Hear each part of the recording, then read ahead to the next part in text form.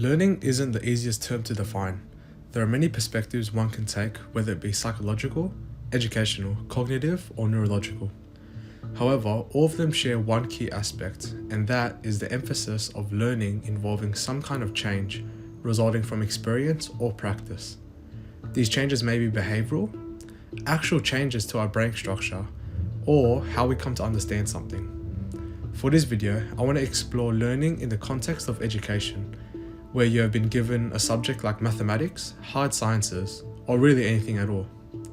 And to start, we'll define learning as the acquisition of knowledge or skills through study, experience, or being taught.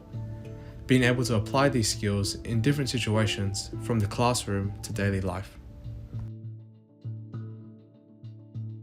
Let's quickly go over a gross oversimplification of how our brain works. First, we have neurons, specialized cells that are the building blocks of our brain, allowing for complex communication required for everything from basic motor functions to higher order thinking processes like memory, learning, and emotion. Then we have synapses, which are effectively the bridges that connects those neurons to one another. When we learn something new, electrical signals are transmitted through these synapses by neurotransmitters. They are basically chemical messengers that send signals across the synapse to help facilitate communication between neurons within the brain. The process of memory formation isn't just about having more neurons though, or synapses. It's about the way that they're connected to one another and how strong those connections really are. Different areas of the brain are responsible for different aspects of learning and memory. The hippocampus and frontal cortex, for example, are involved in analyzing perceptions and deciding what information to store, while the amygdala plays a role with incorporating emotions into memory. It is through the complex relationship of these different brain regions that memories are formed, stored, and retrieved. Now, let's have a look at how memories work. Memory is a complex process that has multiple stages.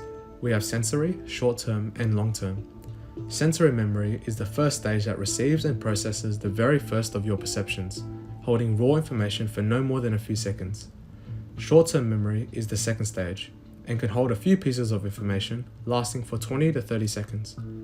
The brain processes and stores the information you are currently using, such as a phone number or an address. Next is long-term. This stage is responsible for storing and retrieving information for an extended period. The long-term memory capacity is huge, and this is where the most important and meaningful memories are stored. This is effectively where we want our memories to go when it comes to learning. For us to move information from short-term to long-term memory, we need to strengthen the synaptic connections between neurons. This improves memory because the brain's ability to store, maintain, and retrieve information depends on the efficiency and durability of these connections, with stronger connections making it easier for the brain to form, stabilize, and access memories. To do this, our brains must engage in the four processes of memory formation. These being encoding, whereby sensory input such as what you see, hear, or feel is converted into neural signals that can be stored in the brain. Then, storage, which is the process of retaining that information over time. During this process, the connections between the neurons that represent the memory are initially weak, but become stronger over time with practice and rehearsal. Then, we have consolidation, where the brain works to stabilize and strengthen the newly formed memory. This is when the neural connections established during encoding become more permanent. And lastly, retrieval. Recalling a memory reactivates the neural networks that were involved in encoding and storing. The strength of the synaptic connections formed during these processes determine how easily and accurately you can retrieve the memory. Now that we have that out of the way, we can jump into the stuff that can help us improve our memory and learning abilities. There's a lot of various methods, techniques, and protocols, so I'll just go over two, and then I'll also talk about lifestyle changes that can help support these. The first technique is interleaving. This technique involves combining different types of problems and/or materials to help you better retain and apply the information. The key to interleaving is to ensure that you're switching between different types of problems or materials in a way that allows your brain to make new connections between ideas and for you to think in a more flexible and adaptable way.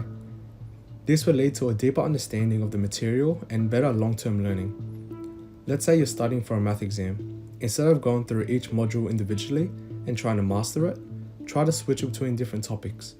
By constantly challenging your brain to adapt to new situations, you're training it to be more flexible and adaptable. Not only that, but you may also find that these various topics are highly interrelated, and one concept may loosely or largely build upon another. For example, a child learning mathematics will benefit from engaging in all basic operations. This may lead them to identify relationships, such as recognizing that 2 times 2 provides the same answer as 2 plus 2 through different means, creating new neural networks and reinforcing previously made ones. At a high level of education, students for neuroscience, for example, may study multiple brain areas and their role in cognitive processes at the same time, identifying how all different parts of the brain are responsible for higher order thinking. Additionally, interleaving can help with boredom, preventing it and keeping you engaged in the learning process, which can ultimately lead to a better overall outcome. The second technique is called self-explanation. Self-explanation is a powerful learning technique that can be used in a variety of different contexts. One way to use it is to ask why questions when approaching a new concept. For example, if you're learning about photosynthesis, you might ask yourself, why do plants need sunlight in order to produce energy? By asking and answering these kinds of questions, you're actively engaging with the material and promoting the formation of new connections between ideas. Another way to use this is to connect new concepts to the ones that you already know. For example, if you're learning a new language and come across a new word, you may want to relate it to a word in your own native tongue that has similar meaning. This can help you remember the new word and reinforce your understanding of the concepts it represents. Finally, self-explanation can be used to recognize gaps in your understanding. Let's say you're reading a book and come across a word or concept that you're not really familiar with. You might try to explain it in your own words, but if you can't, then maybe it's an indication that you need to go back and review material or seek additional resources. The reason why self-explanation is such an effective learning technique is because it encourages you to actively engage with the material and construct new knowledge by relating it to whatever you know. By essentially talking to yourself, you're able to identify gaps in your own knowledge and clarify your own thinking, leading to a more thorough and integrated understanding of the material. You may also like to ask yourself, could I explain this to someone else if they had little to no prior information? Being able to explain things accurately and simply is a great indicator of learning effectively. Moving to lifestyle changes, there's plenty more that we can do to support our memory and learning abilities outside of studying techniques and thought processes, one of which is exercise. Exercise increases blood flow and oxygen to the brain, which helps nourish the brain cells and promote the growth of new neurons. Not only that, but exercise has been shown to increase productions of certain chemicals in the brain, such as brain-derived neurotrophic factor, which is important for the growth and survival of neurons. To effectively use exercise to improve memory, it's important to engage in cardiovascular exercise. This can include activities such as running, cycling, swimming, or even going for a walk. It's also important to make sure that exercise is a regular part of your routine. Try to aim for at least 30 minutes of moderate intensity exercise, maybe about 3 or 4 times a week. Please also keep in mind that you need to make your exercises a fun part of your routine. Find activities that you genuinely enjoy. You may also benefit from making exercise a social activity by finding a workout partner or joining some kind of fitness group. This just helps you keep on track and motivated for your workouts. Sufficient sleep is also essential for memory consolidation and overall cognitive function. What you should be aiming for is about 7 to 8 hours per night and establish a consistent sleep schedule. Avoid caffeine.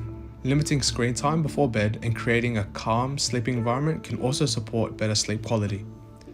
To incorporate these habits into your routine, set a consistent sleep and wake time to help your body regulate its internal clock.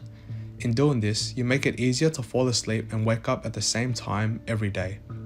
Additionally, try to wind down before bed, doing things like reading, meditation, or journaling, and avoiding stimulating activities like watching TV or using your phone, which actually make it harder to fall asleep. Sleep is crucial because during rest, The brain processes and consolidates memories, helping you retain what you've learned and make connections between new and existing information. Furthermore, getting sufficient sleep enhances cognitive functions like attention, problem solving, and decision making. Not getting enough sleep or good quality sleep can lead to fatigue, memory issues, and reduced mental performance. Learning is a complex process that involves changes in our behavior, brain structure, and understanding. By exploring the biological mechanisms of memory and applying effective learning techniques, we can enhance our ability to acquire and retain knowledge. Coupled with lifestyle changes, such as regular exercise and prioritizing sleep, we can create an optimal environment for our brains to thrive. Remember, learning isn't just about memorizing facts, it's about building connections, fostering curiosity, and applying what we know to real-world situations. With these tools and habits, you can unlock your full potential and make the most of every opportunity to learn and grow.